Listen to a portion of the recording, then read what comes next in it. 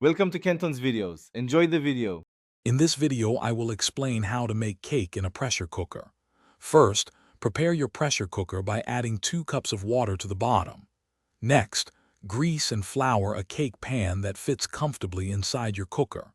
Finally, place a trivet or a small stand in the cooker to elevate the cake pan, ensuring it doesn't sit directly in the water. This setup is crucial for even baking. Now mix your cake batter following your favorite recipe's instructions. Once the batter is ready, carefully pour it into the greased and floured cake pan. With the batter in the pan, gently place the pan onto the trivet you set up inside the pressure cooker. Be sure it's stable and level to ensure your cake bakes evenly. Close the pressure cooker lid securely and make sure the vent is in the sealed position.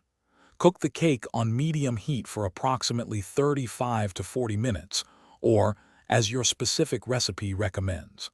After cooking, turn off the heat and allow for a natural pressure release for about 10 minutes before carefully opening the lid.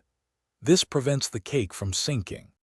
Once the pressure has fully released, carefully remove the cake pan from the cooker. Allow the cake to cool in the pan for a few minutes before inverting it onto a wire rack to cool completely. This ensures a perfect texture for frosting. Remember to check the description for the link to Little Tree's black ice and other great deals to keep your car smelling fresh. Thanks for watching. Consider subscribing if we helped you.